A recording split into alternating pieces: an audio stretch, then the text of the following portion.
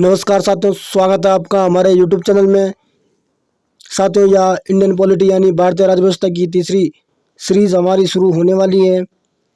यदि आप चैनल पर नए हो तो चैनल को सब्सक्राइब जरूर कीजिएगा, साथ ही साथ बेल आइकन को प्रेस कीजिएगा ताकि जैसे हम वीडियो अपलोड करते हैं तो उसका नोटिफिकेशन आपके पास सबसे पहले यहाँ पर आ जाएगा। और यदि आपको इन सभी सीरीज़ों की एक PDF चाहिए तो आप हमारे टेलीग्राम चैनल को यहाँ पर ज्वाइन कर सकते हो। टेलीग्राम चैनल की लिंक के नीचे डिस्क्रिप्शन में दी हुई है, वहाँ से आप क्या हमारे टेलीग्राम चैनल को यहाँ पर ज्वाइन कर सकते हो। तो चलो साथियों, शुरू करते हैं आज का सेशन। सेशन को शुरू करने से पहले सभी साथी एक बार सेशन को लाइक और शेयर ज़रूर कीजिएगा। तो आज का पहला टॉपिक हमारा होने वाला है केंद्रीय मंत्री परिषद यानी यूनियन काउंसिल ऑफ मिनिस्टर्स। इसके जो भी महत्वपूर्ण पर्सन है उन पे हम यहाँ पर अब चर्चा करेंगे।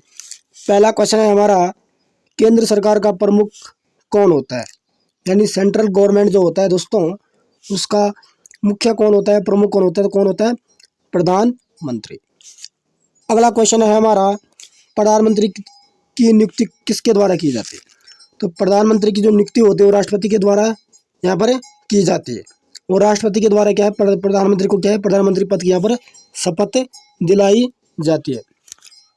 अगला क्वेश्चन है हमारा, भारत का प्रधानमंत्री बनने के लिए न्यूनतम आयु कितने वर्ष होना चाहिए? ठीक है, तो प्रधानमंत्री बनने के लिए यहाँ पर न्यूनतम आयु जो होती है, एज क्राइटेरिया जो होता है वो होता है 25 वर्ष। और लोकसभा का सदस्य बनने के लिए भी यहाँ पर क्या है, 25 वर्ष की आयु होनी चाहिए। अगला है, यदि भारत के प्रधानमंत्री संसद के उच्च सदन के सदस्य हैं तो वे अविश्वास प्रस्ताव की स्थिति में अपने पक्ष में यहाँ पर मत नहीं दे सकते हैं। कहने का तात्पर्य है दोस्तों यहाँ पर, ठीक है, यानी जो भारत के प्रधानमंत्री हैं अगर वो क्या है, संसद के उच्च सदन के सदस्य हैं तो अविश्वास प्रस्ताव जो होता है उसकी स्थिति में क्या अपने पक्ष में यहाँ पर मत नहीं दे सकते हैं। अगर वो क्या है, निम्न ठीक है, अगर क्या है, निम्न सदन के वो अगर सदस्य होते हैं तो वो अपने पक्ष में क्या यहाँ पर अविश्वास प्रस्ताव दे सकते हैं। ठीक है, भारतीय संसद के दोस्तों दो सदन है, उच्च सदन एवं निम्न सदन। उच्च सदन किसे कहते हैं? राज्यसभा को यहाँ पर। ठीक है, और निम्न सदन कहा जाता है यहाँ पर लोकसभा को। आगे बढ़ते हैं, अगला क्वेश्चन है हमारा, संसदीय शासन व्यवस्था में वास्तविक कार्यपालिक शक्ति किसके अधीन होती है? ठीक है दोस्तों, जो संसदीय शासन व्यवस्था प्रणाली होती है उसमें जो वास्तविक कार्यपालिका की जो शक्ति होती है वो किसमें? राष्ट्रपति में यहाँ पर प्रधानमंत्री में यहाँ पर क्या है, निहित होती है। आगे बढ़ते हैं, अगला क्वेश्चन है हमारा, लोकसभा में अविश्वास प्रस्ताव प्रस्तुत करने के लिए लोकसभा सदस्यों की न्यूनतम कितनी संख्या होनी चाहिए? तो कितने होनी चाहिए? 50। यानी क्या है, लोकसभा में क्या है, ठीक है, लोकसभा में क्या है, लोकसभा के सदस्यों के द्वारा अगर क्या है अविश्वास प्रस्ताव उन्होंने प्रस्तुत करना है तो उनके पास कम से कम क्या है, 50% सदस्य होने चाहिए लोकसभा के। उस स्थिति में क्या हो, अविश्वास प्रस्ताव यहाँ पर क्या है, पारित कर सकते हैं। अगला है, भारत का प्रधानमंत्री सामान्यतः किस सदन का सदस्य होता है? तो भारत का जो प्रधानमंत्री होता है सामान्यतः क्या है, लोकसभा का सदस्य होता है। साथ ही साथ क्या है, जो भारत का प्रधानमंत्री है वो क्या है, राज्यसभा का सदस्य भी यहाँ पर हो सकता है। ठीक है, जो राज्यसभा का सदस्य है वो भी यहाँ पर प्रधानमंत्री बन सकता है। कहने का मतलब यह है। आगे बढ़ते हैं, अगला क्वेश्चन हमारा, भारतीय संविधान का अनुच्छेद 75 प्रधानमंत्री एवं अन्य मंत्रियों की नियुक्ति मंत्रिपरिषद के आकार एवं उत्तरदायित्व का निर्धारण करता है। ठीक है दोस्तों, जो संविधान का अनुच्छेद 75 है उसमें क्या है, ठीक है, प्रधानमंत्री एवं मंत्रियों की नियुक्ति से संबंधित तथा मंत्रिपरिषद का आकार कैसे होगा, ठीक है, और उनका जो उत्तरदायित्व, उनकी क्या क्या उत्तरदायित्व हैं, तो इसका उल्लेख अनुच्छेद 75 में यहाँ पर किया गया है। आगे बढ़ते हैं, अगला क्वेश्चन है हमारा, मंत्रिमंडल में कुल मंत्रियों की संख्या, ठीक है, प्रधानमंत्री सहित लोकसभा के सदस्यों की कुल संख्या के 15% से अधिक नहीं होगी। ठीक है दोस्तों, जो मंत्रिमंडल है दोस्तों, ठीक है, उसके मंत्रियों की कुल संख्या तथा साथ में क्या है, प्रधानमंत्री को मिला के, ठीक है, जो लोकसभा के क्या है सभी सदस्यों की संख्या 15% से यहाँ पर अधिक नहीं होनी चाहिए। यह प्रावधान किस संविधान संशोधन के द्वारा किया गया था? तो ये जो प्रावधान दिया गया था 91वें संविधान संशोधन 2003 के द्वारा। अगला क्वेश्चन, संसद का सदस्य नहीं होने पर कोई व्यक्ति अधिकतम कितने माह तक केंद्रीय मंत्री रह सकता है? तो 6 माह तक। यानी अगर कोई व्यक्ति क्या है, संसद का सदस्य नहीं है, यानी वो ना ही लोकसभा का सदस्य है ना ही राज्यसभा का सदस्य है। तो उस कंडीशन में वो सिर्फ 6 माह तक क्या है, 6 महीने तक यहाँ पर केंद्रीय मंत्री रह सकता है। उसके बाद फिर क्या है, उसको 6 महीने के अंदर अंदर क्या है चुनाव होता है। अगर उसमें वो जीत गया तो फिर से केंद्रीय मंत्री बन जाएगा, वो नहीं जीता तो केंद्रीय मंत्री का पद जो उसको मिल रखा है उसे त्यागना पड़ेगा।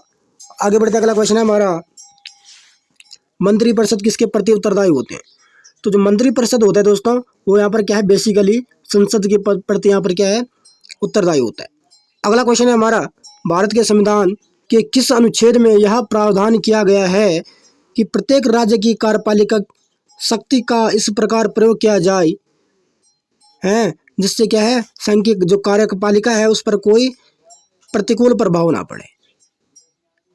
ठीक है दोस्तों, यानी ये पूछ रहा है कि संविधान का वह कौन सा अनुच्छेद है जिसमें इस प्रकार का प्रावधान है कि राज्यपालिका की जो राज्य की जो कार्यपालिका शक्ति है, ठीक है, उसका प्रयोग हमें इस प्रकार से करना चाहिए जिससे क्या है कि संघ की जो कार्यपालिका शक्ति है उस पर कोई प्रतिकूल प्रभाव ना पड़े। तो इसका जिक्र अनुच्छेद 257 के अंतर्गत यहाँ पर किया गया है। आगे बढ़ते हैं, अगला क्वेश्चन है हमारा, लाभ के प्रति का निर्धारण संसद एवं राज्य विधानमंडल द्वारा यहाँ पर किया जाता है। अगला क्वेश्चन है हमारा, भारतीय राजनीतिक व्यवस्था में कार्यपालिका किसके अधीन कार्य करती है? ठीक है दोस्तों, तो कार्यपालिका जो होती है दोस्तों वो क्या है, विधायिका के अंतर्गत यहाँ पर अपना कार्य करती है। अगला क्वेश्चन है हमारा, नेहरू की कैबिनेट में पहले गृह मंत्री तथा बाद में रक्षा मंत्री कौन रहे? यानी उस व्यक्ति का नाम हमें बताना है कि जो नेहरू की कैबिनेट में पहले क्या गृह मंत्री के पद पर रहे, उसके बाद रक्षा मंत्री के पद पर यहाँ पर रहते हैं। तो उनका नाम है कैलाशनाथ काटजू। ठीक है दोस्तों, आगे बढ़ते हैं। अगला क्वेश्चन है हमारा, स्वतंत्र भारत के प्रथम वित्त मंत्री श्री R.K. षणमुगम चेट्टी थे। तो यहाँ से भी क्या हमारा एक महत्वपूर्ण क्वेश्चन यहाँ से बन रहा है कि स्वतंत्र भारत के प्रथम वित्त मंत्री कौन थे? तो कौन थे? C.R.K. षणमुगम चेट्टी। अगला क्वेश्चन है, भारत के किस प्रधानमंत्री का विदेश में आकस्मिक निधन यहाँ पर हुआ था? तो यहाँ से भी हमारा एक महत्वपूर्ण क्वेश्चन बनता है प्रधानमंत्रियों को लेकर। लाल बहादुर शास्त्री भारत के एकमात्र ऐसे प्रधानमंत्री हैं जिनका निधन क्या है, विदेश में यहाँ पर होता है। अगला क्वेश्चन है, अपने प्रधानमंत्रित्व काल में कौन सा नेता एक बार भी संसद में उपस्थित नहीं हुए? तो ये भी क्या है एग्जाम की दृष्टि से एक महत्वपूर्ण प्रश्न है। इस टाइप के क्वेश्चनों की क्या है एग्जाम में बनने की बहुत अधिक यहाँ पर संभावना होती है। तो जो चौधरी चरण सिंह थे, जब ये क्या है भारत के प्रधानमंत्री के पद पे थे, तो उस समय क्या है अपने पद के दौरान क्या एक भी बार संसद में उपस्थित नहीं हुए। आगे बढ़ते अगला क्वेश्चन हमारा, संविधान के किस अनुच्छेद में मंत्रिमंडल शब्द का प्रयोग किया गया है? तो अनुच्छेद 352 के 3 में क्या है मंत्रिमंडल शब्द का यहाँ पर प्रयोग किया गया है। आगे बढ़ते हैं, अगला क्वेश्चन हमारा, श्वेत पत्र भारत से संबंधित आधिकारिक दस्तावेज है। ठीक है दोस्तों, ये श्वेत पत्र है, ये क्या है एक आधिकारिक दस्तावेज है। आगे बढ़ते हैं, संघीय मंत्रिमंडल की पुनर्गठन किसके प्रतिवेदन पर आधारित था? तो गोपालस्वामी अयंगर के क्या है प्रतिवेदन पर यहाँ पर क्या है संघीय मंत्रिमंडल का पुनर्गठन यहाँ पर किया गया था। आगे बढ़ते हैं, अगला टॉपिक हमारा होने वाला है बहुत ही मजेदार टॉपिक है, मंत्रिपरिषद तथा मंत्रिमंडल में अंतर। ये दो अलग अलग शब्द हैं, ठीक है, इनमें क्या अंतर है, इनके क्या कार्य हैं, इनके बारे में हम जानने की कोशिश करेंगे। पहला है मंत्रिपरिषद यानी काउंसिल, दूसरा है मंत्रिमंडल कैबिनेट। ठीक है दोस्तों, तो कैबिनेट और काउंसिल में क्या अंतर है ये जानेंगे। पहला है मंत्रिपरिषद के बारे में जानते हैं, कैबिनेट स्तर के मंत्री, राज्य स्तर के मंत्री एवं मंत्री। ठीक है दोस्तों, जो काउंसिल होती है दोस्तों उसमें क्या है कैबिनेट स्तर के मंत्री और राज्य स्तर के मंत्री यहाँ पर इसमें शामिल होते हैं। यानी कैबिनेट स्तर के मंत्री और राज्य स्तर के मंत्रियों से हमारा क्या बनता है एक मंत्रिपरिषद बनता है। जबकि मंत्रिमंडल में क्या होता है, कैबिनेट में क्या होता है, इसमें केवल कैबिनेट स्तर के मंत्री ही शामिल होते हैं। जो हमारा कैबिनेट होता है उसमें क्या है कैबिनेट स्तर के ही यहाँ पर मंत्री शामिल होते हैं। अगला है, यह एक संवैधानिक निकाय है जिसका वर्णन संविधान के अनुच्छेद 74 और 75 में किया गया है। ठीक है दोस्तों, जो मंत्रिपरिषद है दोस्तों, ठीक है, इसका ये एक पहली बात है, ये एक संवैधानिक निकाय है और इसका वर्णन किसमें किया, अनुच्छेद 74 और 75 में यहाँ पर किया गया। अगला है 44वें संविधान संशोधन 1978 द्वारा अनुच्छेद 352 मंत्रिमंडल शब्द को यहाँ पर जोड़ा गया था, जो संविधान के मूल पाठ में नहीं था। जो मंत्रिमंडल है दोस्तों, ठीक है, उसको क्या है संविधान में क्या है अनुच्छेद 352 के तहत यहाँ पर जोड़ा गया है 44वें संशोधन 1978 के द्वारा। आगे बढ़ते हैं, अगला क्वेश्चन है हमारा, सैद्धांतिक रूप से मंत्रिपरिषद को संघ की समस्त कार्यपालिका शक्तियां प्राप्त है। ठीक है दोस्तों, परंतु मंत्रिमंडल द्वारा इसके कार्यों का निर्धारण किया गया है। ठीक है दोस्तों, मंत्रिपरिषद को संघ की जो समस्त कार्यपालिका शक्तियां यहाँ पर प्राप्त है। ठीक है दोस्तों, लेकिन इनके जो कार्य हैं दोस्तों, इनका निर्धारण यहाँ पर कौन करता है? तो कौन करता है? हमारा मंत्रिमंडल करता है, कैबिनेट करता है। भले इनको क्या है, मंत्रिपरिषद को संघ की क्या है, समस्त कार्यपालिका शक्तियां प्राप्त है, लेकिन जो इनके कार्य हैं दोस्तों, ठीक है, इनके कार्यों का निर्धारण कौन करता है? यहाँ पर कैबिनेट करते हैं, हमारी मंत्रिमंडल हमारा यहाँ पर करता है। अगला है, व्यावहारिक रूप में मंत्रिमंडल सदैव मंत्रिपरिषद की शक्तियों का ही प्रयोग करता है। ठीक है दोस्तों, तो व्यावहारिक रूप में अगर हम देखें तो जो हमारा मंत्रिमंडल होता है वो सदैव क्या है, मंत्रिपरिषद जो होता है, काउंसिल जो होता है, उसकी शक्तियों को यहाँ पर प्रयोग करता है और मंत्रियों के कार्यों का निर्धारण यहाँ पर करता है। अगला है हमारा, मंत्रिमंडल द्वारा लिए गए नीतिगत निर्णयों का क्रियान्वयन मंत्रिपरिषद द्वारा यहाँ पर किया जाता है। यानी कैबिनेट के जो भी क्या है, जो भी नीतिगत निर्णय है दोस्तों, ठीक है, उनका क्रियान्वयन कौन करता है? यहाँ पर मंत्रिपरिषद करता है, हमारी काउंसिल करती है। अगला है, नीतिगत निर्णय को क्रियान्वित करने के लिए मंत्रिपरिषद को निर्देश देता है तथा निर्णयों के क्रियान्वयन की निगरानी भी करता है। ठीक है दोस्तों, आगे बढ़ते हैं। आई होप कि आपको यहाँ पर समझ में आ गया होगा, काउंसिल और कैबिनेट में आपको डिफरेंस पता चल गया होगा। अगला है, महान्यायवादी तथा नियंत्रक एवं महालेखा परीक्षक, यानी attorney general and controller and auditor general. ठीक है, तो भारत के दोस्तों यहाँ पर क्या है, 3 विधि अधिकारी होते हैं, 3 कानून अधिकारी होते हैं। पहला भारत का महान्यायवादी यानी अटॉर्नी जनरल ऑफ इंडिया। तो अटॉर्नी जनरल ऑफ इंडिया जो होता है दोस्तों, भारत का क्या है, सर्वोच्च विधि अधिकारी होता है, सबसे बड़ा कानून का अधिकारी होता है। और जो अटॉर्नी जनरल होता है दोस्तों, ये भारत सरकार का विधि अधिकारी यहाँ पर होता है। अगला है, भारत का महाधिवक्ता यानी सॉलिसिटर जनरल ऑफ इंडिया। अगला है, भारत के अपर महाधिवक्ता additional solicitor general of India. आगे बढ़ते हैं। इससे पहला क्वेश्चन हमारा जो बनता है, पहला क्या है, यहाँ पर इसको देखेंगे हम, भारत का प्रथम महान्यायवादी कौन था? यानी भारत के जो प्रथम अटॉर्नी जनरल ऑफ इंडिया थे, ठीक है, वो कौन थे? MC सीतलवाड़। तो यहाँ से भी क्या एक महत्वपूर्ण क्वेश्चन हमारा बनता है एग्जाम में, इस प्रकार से क्वेश्चन पूछा जा सकता है, भारत के प्रथम महान्यायवादी कौन थे? ठीक है, तो कौन थे? MC सीतलवाड़। आगे बढ़ते हैं। अगला क्वेश्चन है हमारा, भारत सरकार को कानूनी विषयों पर परामर्श कौन देता है? ठीक है दोस्तों, तो भारत सरकार को कानूनी विषयों पर यहाँ पर परामर्श देता है अटॉर्नी जनरल ऑफ इंडिया, यानी महान्यायवादी, भारत का जो महान्यायवादी होता है। आगे बढ़ते हैं। अगला क्वेश्चन है हमारा, भारत का सर्वोच्च विधि अधिकारी कौन होता है? तो कौन होता है? भारत का महान्यायवादी, यानी अटॉर्नी जनरल ऑफ इंडिया जो होता है, भारत का क्या है, सर्वोच्च कानून अधिकारी होता है, विधि अधिकारी होता है। आगे बढ़ते हैं। अगला क्वेश्चन है हमारा, भारत का महान्यायवादी किसका विधि सलाहकार होता है? तो अटॉर्नी जनरल ऑफ इंडिया, देखो यहाँ दोस्तों, यहाँ पर क्या है, भारत सरकार का यहाँ पर विधि सलाहकार होता है। आगे बढ़ते हैं। अगला क्वेश्चन है हमारा, राष्ट्रपति द्वारा महान्यायवादी को सौंपे गए कार्य। ठीक है दोस्तों, तो पहला है, भारत सरकार से संबंधित मामलों को लेकर उच्च न्यायालय में भारत सरकार की ओर से पेश होना। ठीक है दोस्तों, यानी भारत सरकार से संबंधित जो भी मामले हैं, ठीक है दोस्तों, उच्च न्यायालय में क्या है, भारत सरकार की ओर से वकालत कौन करता है? यहाँ पर अटॉर्नी जनरल ऑफ इंडिया करता है, भारत का महान्यायवादी यहाँ पर करता है। अगला क्वेश्चन है हमारा, संविधान के अनुच्छेद 143 के अंतर्गत राष्ट्रपति की ओर से उच्चतम न्यायालय में भारत सरकार का प्रतिनिधित्व करना। ठीक है दोस्तों, यानी अनुच्छेद 143 के अंतर्गत क्या है, जो अटॉर्नी जनरल होता है दोस्तों, वो क्या है, राष्ट्रपति की ओर से उच्च न्यायालय में यहाँ पर भारत सरकार का प्रतिनिधित्व यहाँ पर करता है। कौन करता है? Attorney general of India, Bharat का महान्यायवादी। आगे बढ़ते हैं। अगला क्वेश्चन है हमारा, सरकार से संबंधित किसी मामले में उच्च न्यायालय में सुनवाई का अधिकार, यानी सरकार से संबंधित जो भी कोई मामला है, ठीक है दोस्तों, उच्च न्यायालय में उनकी सुनवाई का अधिकार किसको है? अटॉर्नी जनरल ऑफ इंडिया को। आगे बढ़ते हैं। अगला क्वेश्चन है हमारा, अनुच्छेद 76 के 4 के अनुसार महान्यायवादी किसके प्रसाद पर्यंत पद धारण करेगा? राष्ट्रपति के, यानी अटॉर्नी जनरल जो होता है वो क्या है, राष्ट्रपति के प्रसाद पर्यंत यहाँ पर कार्य पद धारण करेगा।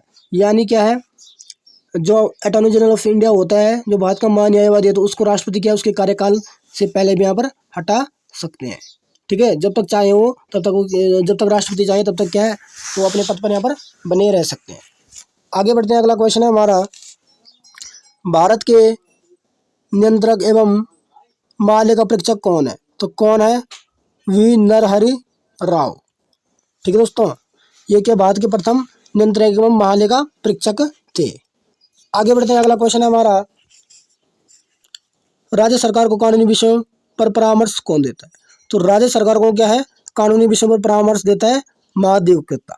जैसे क्या है, भारत सरकार को क्या है, कानूनी विषयों पर परामर्श कौन देता है? भारत का महान्यायवादी देता है।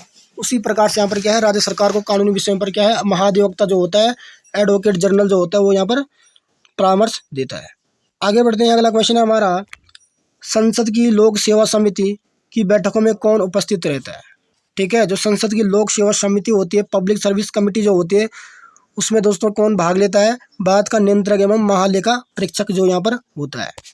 आगे बढ़ते हैं, अगला क्वेश्चन हमारा, डॉक्टर भीमराव अंबेडकर ने कहा था कि नियंत्रक महालेखा परीक्षक भारतीय संविधान के अंतर्गत सर्वमुख अधिकारी होगा। ठीक है दोस्तों, इन्होंने क्या कहा है कि जो नियंत्रक महालेखा परीक्षक होगा वो क्या होगा, भारतीय संविधान के अंतर्गत क्या है, सर्व प्रमुख अधिकारी यहाँ पर होगा। ये कहा था डॉक्टर भीमराव अंबेडकर ने। अगला है, यह लोकतांत्रिक व्यवस्था में भारत सरकार के वित्तीय रक्षकों में से एक होगा। ठीक है दोस्तों, इन वित्तीय रक्षकों में उच्चतम न्यायालय, निर्वाचन आयोग एवं संघ लोक सेवा आयोग सम्मिलित हैं।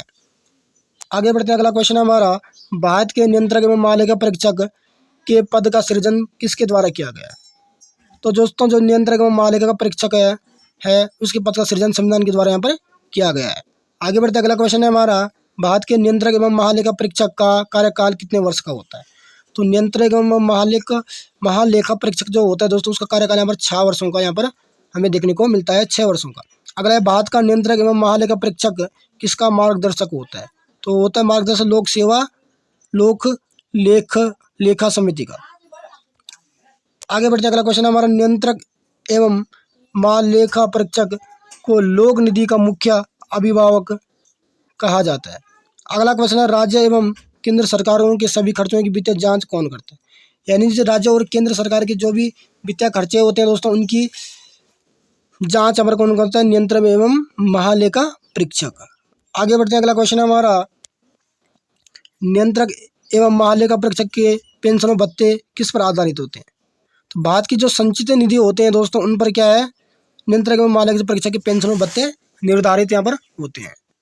आगे बढ़ते हैं, अगला क्वेश्चन है हमारा, भारत के महान्यायवादी को संसद के दोनों सदनों में बोलने कार्यवाही में सम्मिलित होने का, किसी भी संसदीय कमेटी का सदस्य होने का अधिकार है। ठीक है, परंतु वोट देने का अधिकार नहीं। ठीक है, जो महान्यायवादी है उसको क्या यहाँ पर वोट देने का अधिकार नहीं है। आगे बढ़ते हैं, सॉलिसिटर जनरल कौन होता है? तो ये कौन होता है? महान्यायवादी का अधीनस्थ। ठीक है दोस्तों, अगला है, वर्तमान में भारत के महान्यायवादी कौन है? तो कौन है? के वेणुगोपाल। क्या है वर्तमान में? क्या है? अटॉर्नी जनरल ऑफ इंडिया यहाँ पर है। अगला है, महान्यायवादी का पद संविधान के अनुच्छेद 76 के अंतर्गत एक संवैधानिक पद है, जबकि महाधिवक्ता का पद संवैधानिक न होकर मात्र वैधानिक है। ठीक है दोस्तों, तो यहाँ से भी हमारा एक इम्पोर्टेंट फैक्ट बनता है, जो अटॉर्नी जनरल ऑफ इंडिया होता है, ठीक है दोस्तों, उसका क्या है? एक कॉन्स्टिट्यूशनल पोस्ट होती है, एक संवैधानिक पद होता है। इसका जिक्र अनुच्छेद 76 के अंतर्गत यहाँ पर किया गया है। जबकि जो महाधिवक्ता होता है दोस्तों, उसका पद क्या है? एक वैधानिक पद होता है। आगे बढ़ते हैं, अगला क्वेश्चन है हमारा, भारत के नियंत्रक एवं महालेखा परीक्षक से संबंधित अनुच्छेद। ठीक है, पहला अनुच्छेद 148, भारत के नियंत्रक एवं महालेखा परीक्षक की नियुक्ति एवं पदमुक्ति, यानी उसकी क्या है? नियंत्रक एवं महालेखा परीक्षक की क्या नियुक्ति और उसकी पदमुक्ति से संबंध का जिक्र अनुच्छेद 148 में यहाँ पर किया गया। अगला है अनुच्छेद 149, नियंत्रक एवं महालेखा परीक्षक की कार्य एवं शक्तियाँ, यानी नियंत्रक एवं महालेखा परीक्षक की क्या क्या कार्य होंगे, उसकी क्या शक्तियाँ होगी, इसका जिक्र अनुच्छेद 149 में यहाँ पर किया गया है। अगला है अनुच्छेद 150, संघ तथा राज्यों के लेखा प्रारूपों के संबंध में राष्ट्रपति को सलाह।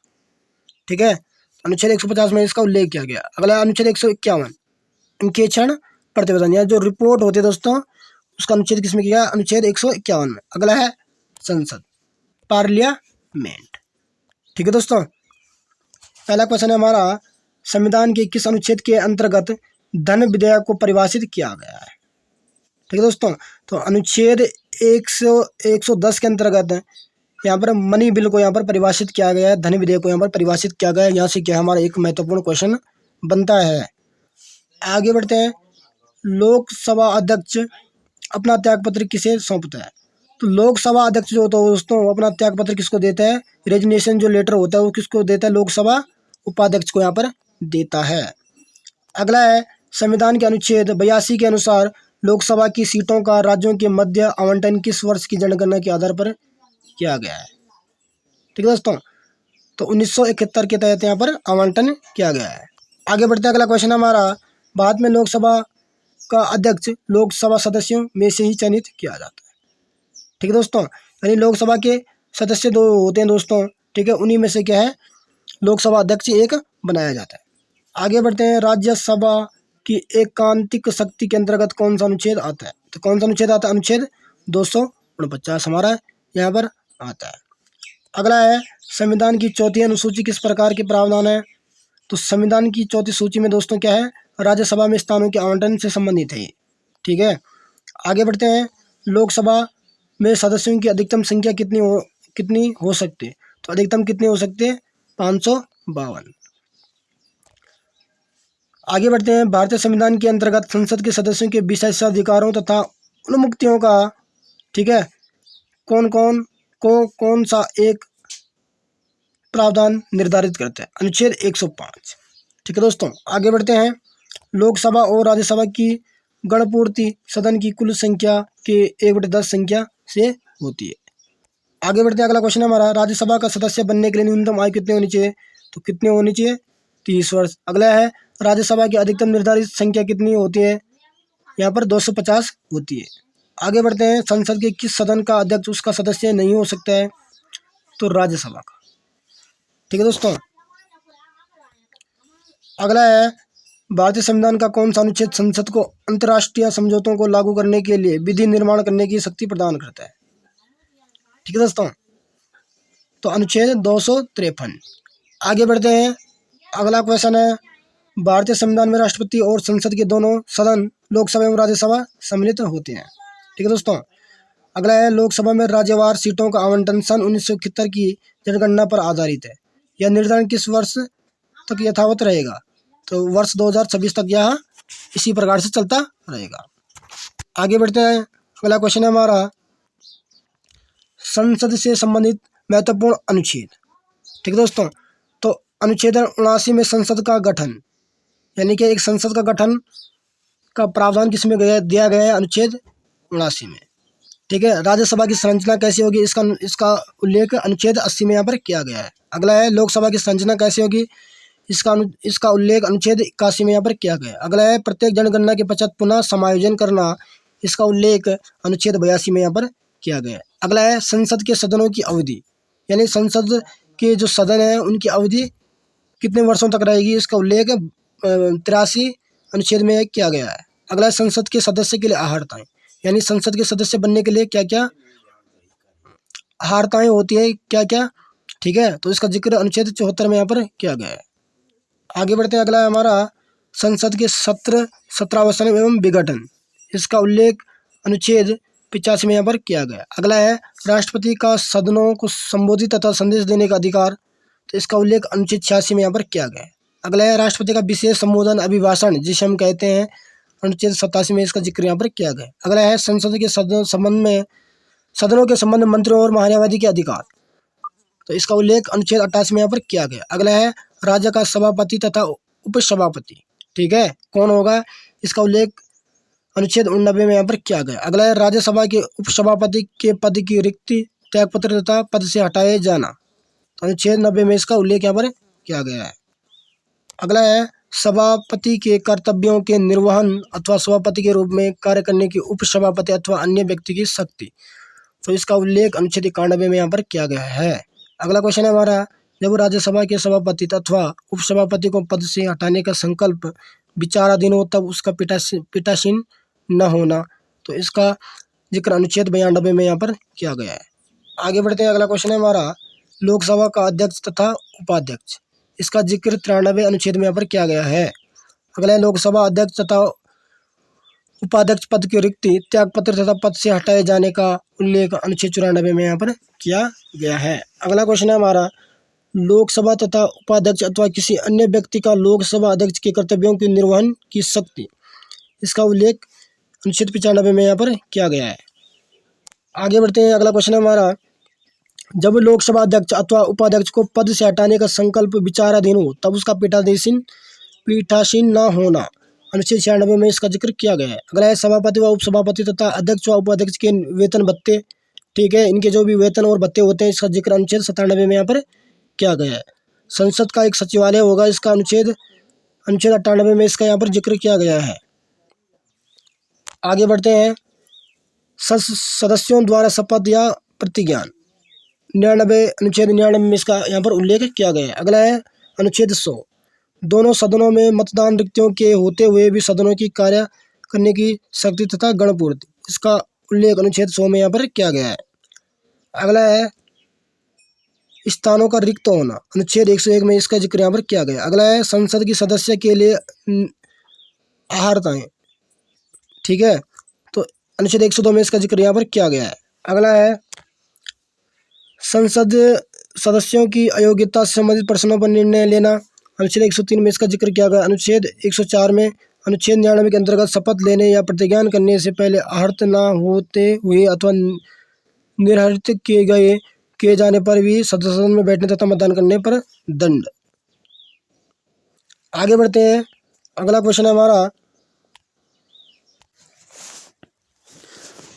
है हमारा, लोकसभा के सदस्यों की संख्या 525 से बढ़कर 545 की संविधान संशोधन के द्वारा यहाँ पर की गई।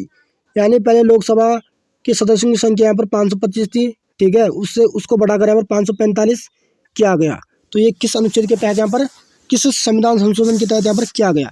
तो 31वें संविधान संशोधन के तहत यहाँ पर ये किया गया था। अगला है लोकसभा का कार्यकाल पूरा होने के पहले किसके द्वारा भंग किया जा सकता है? यानी लोकसभा के कार्यकाल को पूरा होने से पहले लोकसभा को यहाँ पर कौन भंग कर सकता है? तो कौन कर सकता है? प्रधानमंत्री की अनुशंसा पर राष्ट्रपति द्वारा। यानी राष्ट्रपति क्या है, लोकसभा के कार्यकाल को पूरा होने से पहले यहाँ पर भंग कर सकता है। अगला क्वेश्चन हमारा, किस राज्य में लोकसभा में अनुसूचित जनजातियों के लिए सर्वाधिक सीटें आरक्षित है? ठीक है, तो मध्य प्रदेश राज्य जो है दोस्तों, उसमें क्या अनुसूचित जनजातियों के लिए, एसटीओ के लिए क्या सबसे अधिक लोकसभा की सीटें यहाँ पर आरक्षित की गई है। आगे बढ़ते हैं। अगला क्वेश्चन है हमारा, लोकसभा का कार्यकाल आपातकाल की घोषणा के दौरान एक बार में 1 वर्ष के लिए बढ़ाया जा सकता है। ठीक है दोस्तों, तो आपातकाल की घोषणा के तहत यहाँ पर क्या होता है, मान लो देश में क्या है, एक आपातकाल की घोषणा की गई, तो उस दौरान यहाँ पर क्या है, जो लोकसभा का कार्यकाल होता है दोस्तों, वो 1 वर्ष के लिए और यहाँ पर बढ़ा दिया जाता है। आगे बढ़ते हैं। लोकसभा में 2 आंग्ल भारतीय यानी एंग्लो इंडियन सदस्य कौन मनोनीत करता है? ठीक है दोस्तों, तो कौन करता है मनोनीत? राष्ट्रपति। यानी राष्ट्रपति के द्वारा क्या है, ठीक है, 2 आंग्ल भारतीयों को यहाँ पर मनोनीत यहाँ पर किया जाता है। आगे बढ़ते हैं। अगला क्वेश्चन हमारा, लोकसभा चुनाव में निर्वाचित होने के लिए किसी व्यक्ति की न्यूनतम आयु कितनी निर्धारित की गई? तो 25 वर्ष होनी चाहिए लोकसभा के सदस्य बनने के लिए। अगला क्वेश्चन है, लोकसभा की वर्तमान सदस्य संख्या कितनी है? तो कितनी है? 545। आगे बढ़ते हैं। लोकसभा व राज्यसभा के सर्वाधिक प्रतिनिधि भारत के किस राज्य में से आते हैं? तो उत्तर प्रदेश राज्य में क्या है, लोकसभा और राज्यसभा के सर्वाधिक प्रतिनिधि होते हैं। अगला है, उत्तर प्रदेश के पश्चात लोकसभा में सर्वाधिक सीटें किस राज्य में है? ठीक है दोस्तों, तो उत्तर प्रदेश के बाद क्या है, जो महाराष्ट्र है, उसमें क्या सर्वाधिक लोकसभा की सीटें हैं, कितनी है? 48 सीटें। आगे बढ़ते हैं। अगला क्वेश्चन हमारा, राज्यसभा एक स्थायी सदन है क्योंकि इसे विघटित या समाप्त नहीं किया जा सकता है। ठीक दोस्तों, तो राज्यसभा को यहाँ पर स्थायी सदन भी कहा जाता है, उच्च सदन भी कहा जाता है, और साथ ही जो लोकसभा होता है दोस्तों, उसको क्या है, एक अस्थायी सदन यहाँ पर कहा जाता है, क्योंकि उसको यहाँ पर भंग किया जा सकता है राष्ट्रपति के द्वारा। आगे बढ़ते हैं। क्षेत्रफल की दृष्टि से सबसे बड़ा लोकसभा निर्वाचन क्षेत्र कौन सा है? तो क्षेत्रफल की दृष्टि से लोकसभा का सबसे बड़ा निर्वाचन जो क्षेत्र है वो कौन है? यहाँ पर लद्दाख है। आगे बढ़ते हैं। अगला क्वेश्चन है हमारा, परमिशन के पश्चात उत्तर प्रदेश में मतदाताओं की संख्या की दृष्टि से सबसे बड़ा लोकसभा क्षेत्र कौन सा है? तो कौन है? उन्नाव। ठीक है दोस्तों, आगे बढ़ते हैं। लोकसभा का पहला आम चुनाव किस वर्ष हुआ था? ठीक है दोस्तों, तो ये हुआ था 25 अक्टूबर 1951 से 21 फरवरी 1952 के मध्य। ठीक है दोस्तों, तो ये क्या है? 1952 में क्या है? लोकसभा का पहला आम चुनाव हुआ था। आगे बढ़ते हैं, अगला क्वेश्चन है हमारा, यदि लोकसभा के सभी सदस्यों बहुमत से संकल्प पारित कर दें तो लोकसभा अध्यक्ष को उसके कार्यकाल की समाप्ति से पूर्व उसके पद से हटाया जा सकता है। ठीक है, तो अगर क्या है, लोकसभा के सदस्यों के पास क्या है? पूर्ण बहुमत है, तो ठीक है, तो लोकसभा अध्यक्ष को क्या है? उसके कार्यकाल के की समाप्ति से पहले यहाँ पर उसके पद से यहाँ पर हटा सकते हैं। अगला क्वेश्चन है हमारा, एक वर्ष में लोकसभा के कम से कम कितने सत्र बुलाए जाते हैं? तो एक वर्ष में कम से कम संसद के 2 सत्र यहाँ पर चलते हैं। आगे बढ़ते हैं, अगला क्वेश्चन हमारा, लोकसभा में बिहार 40 को आवंटित सीटें कितने 2 राज्यों को आवंटित सीटों के योग के बराबर है? ठीक है, तो कितने योग के बराबर है? छत्तीसगढ़ और मध्य प्रदेश के। ठीक है दोस्तों, आगे बढ़ते हैं, अगला क्वेश्चन है हमारा, राज्यसभा के सदस्य का कार्यकाल कितने वर्ष का होता है? तो 6 वर्ष का होता है। आगे बढ़ते हैं, अगला क्वेश्चन है, प्रोटेम स्पीकर की नियुक्ति राष्ट्रपति द्वारा यहाँ पर की जाती है तथा उसका कर्तव्य नवनिर्वाचित लोकसभा सदस्यों को शपथ दिलाना है। ठीक है, तो लोकसभा सदस्यों को यहाँ पर शपथ कौन दिलाता है? प्रोटेम यहाँ पर दिलाता है, और प्रोटेम स्पीकर यहाँ पर दिलाता है, और इसकी नियुक्ति किसके द्वारा की जाती है? राष्ट्रपति के द्वारा। आगे बढ़ते अगला क्वेश्चन है हमारा, लोकसभा अध्यक्ष अपने निर्णायक मत का प्रयोग कब करता है? ठीक है दोस्तों, कब करता है? किसी विधेयक प्रस्ताव के पक्ष में एवं विपक्ष में बराबर मत होने की स्थिति में। ठीक है, अगला है, लोकसभा के प्रथम अध्यक्ष कौन थे? तो कौन थे दोस्तों? जीवी मावलंकर। ठीक है दोस्तों, अगला क्वेश्चन है हमारा, लोक लेखा समिति नियंत्रक एवं महालेखा परीक्षक की रिपोर्ट की जांच करती है। ठीक है, तथा उस पर अंतिम रिपोर्ट तैयार करके संसद के पटल पर रख देती है। तो नियंत्रक एवं महालेखा परीक्षक की जो रिपोर्ट है दोस्तों, ठीक है, उसकी जांच कौन करती है? लोक लेखा समिति यहाँ पर करती है।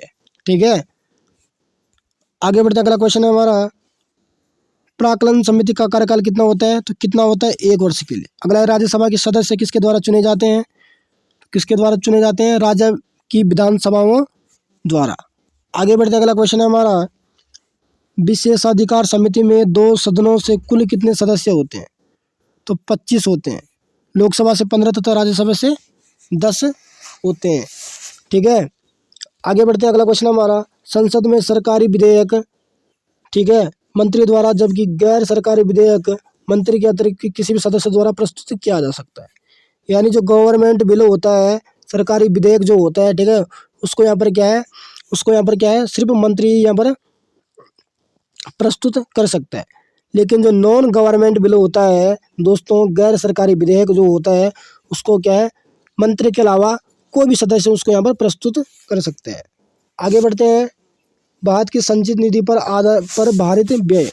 ठीक है, तो भारत राष्ट्रपति के वेतन भत्ते एवं उससे संबंधित अन्य व्यय जो होता है, ठीक है, वो भारत की संचित निधि पर जो होती है दोस्तों, उस पर यहाँ पर आधारित होता है। अगला है, राज्यसभा के सभापति, उपसभापति, लोकसभा के अध्यक्ष और उपाध्यक्ष के वेतन और भत्ते, ये भी क्या है, भारत की संचित निधि पर यहाँ पर आधारित होते हैं। अगला क्वेश्चन है, ऐसे ऋण या भार जिसका दायित्व भारत सरकार पर है। ठीक है, तो अगला क्वेश्चन है, उच्चतम न्यायालय के न्यायाधीशों के वेतन, भत्ते एवं पेंशन तथा उच्च न्यायालय के न्यायाधीशों की पेंशन। ठीक है, ये भी क्या है, भारत की संचित निधि पर यहाँ पर आधारित होते हैं। अगला है, भारत के नियंत्रक एवं महालेखा परीक्षक का वेतन, भत्ते एवं पेंशन, ये भी क्या है, भारत की संचित निधि पर यहाँ पर आधारित होता है। ऐसे अन्य व्यय जो संविधान अथवा संसद द्वारा निर्मित किसी विधि द्वारा इस संबंध में भारित पोषित किया जाए, तो ये भी क्या है, भारत की संचित निधि पर यहाँ पर आधारित होते हैं। ठीक है, अगला दोस्तों, प्रत्येक वित्त विधेयक धन विधेयक नहीं होता, परंतु प्रत्येक धन विधेयक वित्त विधेयक होता है। यानी दोस्तों, जो वित्त विधेयक होता है दोस्तों, वो यहाँ पर क्या है, धन विधेयक नहीं होता है, परंतु दोस्तों जो धन विधेयक होता है वो वित्त विधेयक ही होता है। आगे बढ़ते हैं, राष्ट्रपति द्वारा राज्यसभा में कितने व्यक्ति मनोनीत किए जाते हैं? तो कितने किए जाते हैं? 12। और लोकसभा में कितने किए जाते हैं? 2 किए जाते हैं। आगे बढ़ते हैं, अगला क्वेश्चन है हमारा, राज्यसभा के लिए नामांकित होने वाली प्रथम अभिनेत्री कौन थी? ठीक है दोस्तों, तो ये भी हमारा एक महत्वपूर्ण प्रश्न बनता है कि क्या है, राज्यसभा के लिए नामांकित होने वाली प्रथम अभिनेत्री कौन थी? तो कौन थी? नरगिस दत्त। ठीक है दोस्तों, ये राज्यसभा सदस्य थी वर्ष 1980 से 1986 तक। अगला है, लोकसभा की प्रथम महिला अध्यक्ष कौन थी? तो कौन थी? मीरा कुमार।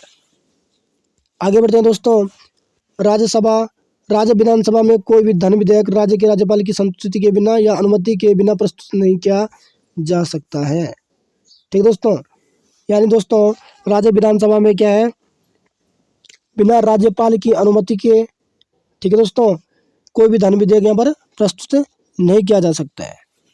अगला क्वेश्चन है, वह प्रथम लोकसभा अध्यक्ष कौन थे जिनके विरुद्ध लोकसभा में अविश्वास प्रस्ताव लाया गया?